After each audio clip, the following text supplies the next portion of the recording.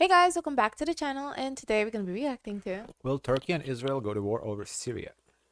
Syria's Assad regime last December, no two countries have paid more attention to Syria than Israel and Turkey, much to each other's frustration. Israel has accused Turkey of trying to turn Syria into a Turkish protectorate, while Turkey says Israel is the greatest threat to regional security. So in this video, we're going to explain the opposing plans that Israel and Turkey have for Syria, why it's making their already hostile relationship worse, and assess whether it could lead to conflict between the two regional powers.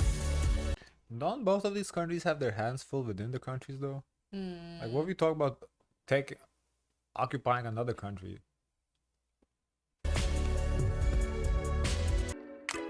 Team and audience to rank a bunch of powerful people. Pre-order a copy by relationship has developed. We don't need to go too much into the history, but the TLDR is that Israel-Turkey relations have had plenty of ups and downs since Turkey became the first Muslim-majority country to establish ties with Israel back in 1949. Fast forward to the late 2000s and early 2010s, and the relationship was at a real low following the 2008-2009 Gaza war and Israel's deadly raid of a Turkish civilian aid flotilla in 2010.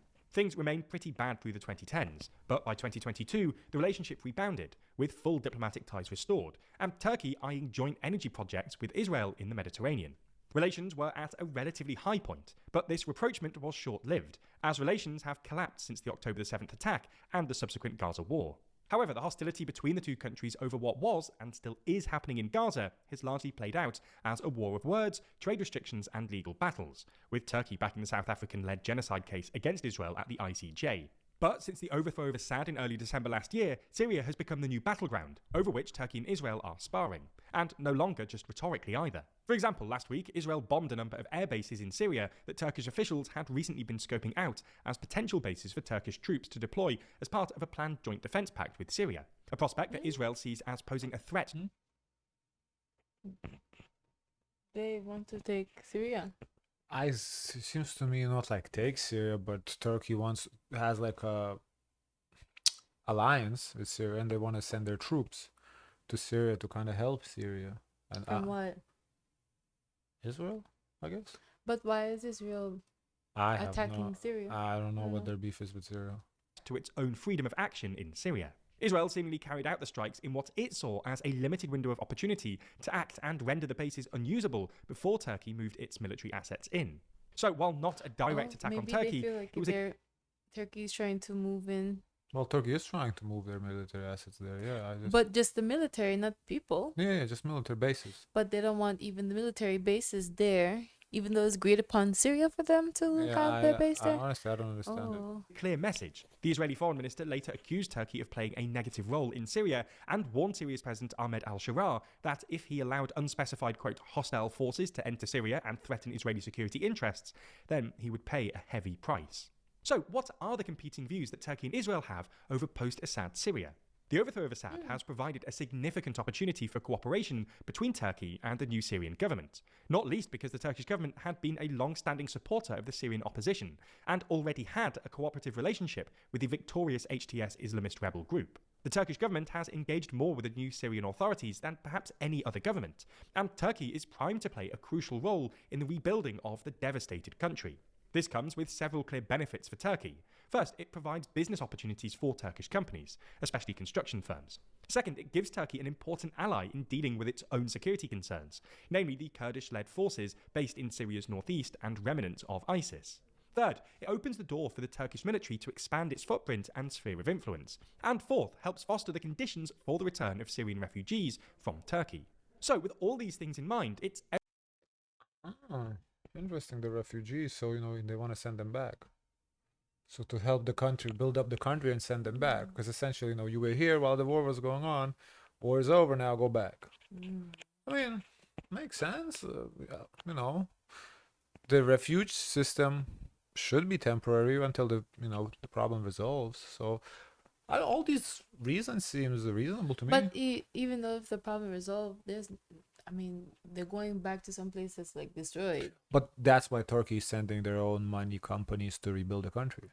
They want to help rebuild Syria and then send the people back once it's rebuilt. Sounds perfectly reasonable to me. I just haven't seen that situation ever played out, like for refugee system. Right. I feel like once they leave, they're not back. Yeah, but Because then it's like restarting all over again. It's like I don't know. But it's like, think about it, it's like taking a shelter during a hurricane. You take a shelter while the hurricane passes. Once the hurricane passes, you have to go back to your life. So this is just the extended hurricane. Like, 4, 5, 6, 10 years hurricane worth of hurricane, and at some point you have to go back. Makes sense to me. Evidently, in Turkey's It's like a interest, temporary shelter. I wonder if how was like, for example, like here, if there's a natural disaster and someone lost their home, I don't think they're gonna go back where they lost their home again. The likelihood for that is quite low. But they're not gonna stay in temporary shelter forever. No, but Yeah. they'll go somewhere else. Yeah, but so they basically they don't have to go to the same city, but go back to the same country and figure it out. Which is basically, the country's safe now. You can do it now. There's no prosecution. I want to see full that played post-Assad out. Syria Never to seen be that played out. united and secure under al-Shura. However, from the Israeli side, things were obviously viewed differently. At face value, the toppling of Assad looks like great news for Israel. After all, Assad was an ally of Iran, Israel's sworn enemy, and it was Israel, through its wrecking of Hezbollah, that helped lay the groundwork for Assad's downfall. But the ascendancy of al-Shura, a former al-Qaeda militant and friend of Turkey, was met with concern in Israel, which clearly does not buy into the idea that al-Shura has moderated and wants to build a friendly, inclusive Syria that doesn't pose a threat to its neighbours. In fact, Israel's foreign minister, referring to Syria's new rulers, has said they were jihadists and remain jihadists, even if some of their leaders have donned suits. As Syria analyst Charles Lister writes, in the 10 days after Assad was ousted, the Israeli military launched more than 600 airstrikes across Syria, seeking to destroy the military infrastructure and weapon stockpiles of the former regime, preventing them from falling into the hands of what it considers hostile forces. The Israeli military also invaded the buffer zone on the boundary with Syria and has subsequently pushed at least 12 kilometres into Syrian territory, with the Israeli military indicating that its presence in southern Syria will be indefinite, having established itself in several outposts from which it can conduct raids. Israel has demanded the complete demilitarization of southern Syria and has also made overtures to southern Syria's Druze community, seeking to justify its intervention in Syria by expressing its intention to protect the minority group. So, while Turkey wants to see a unified Syria under a strong central government led by an empowered President Shara, as the transitional constitution he signed aims to establish, Israel would prefer to see something much different.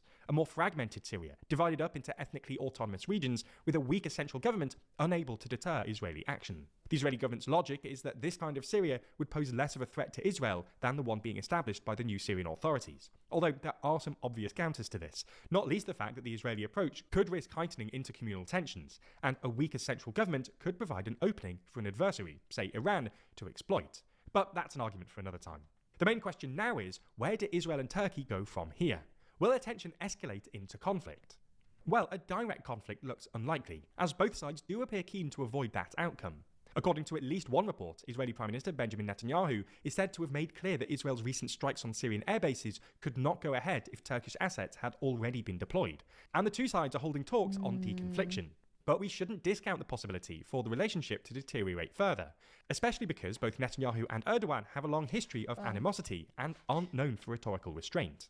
It's also worth remembering, though, that It's interesting to see how much one country can have on their plate to manage, and then think that they can now focus on things outside their country too, as well. Right? Yeah. despite their hostile relationship, Turkey and Israel do share a mutual ally, the United States, and both countries are seeking to leverage their alliance with the US in their respective favour. Donald Trump seems optimistic that he can play a mediating role, saying to Netanyahu recently that any problem that you have with Turkey, I think we can solve, as long as you are reasonable. This story, like much of the news, is... What does that say? I wonder. So who side he's going to take? Because He said we 'Cause can if- resolve if you are reasonable. That's a big if. can you go to the comments? Yeah, let's see what people are saying, because I don't really know what to make of this. The answer, as always, is probably no, but holy fuck, how did we come to a point where this is even a question? As if a 14-year civil war wasn't enough. Freedom of action, what a sophisticated term. So, the people have been displaced for 14 years. Well, the Syrian refugees, they've been going to Europe for a good minute now. I don't know exactly how long, I don't remember. I don't know if they're gonna go back. 14 years is a long time to be removed from an area. Guys, of course, let us know your thoughts. Don't forget to like, comment, and subscribe. Join the Discord. And as always, share as much kindness as possible. Bye, guys.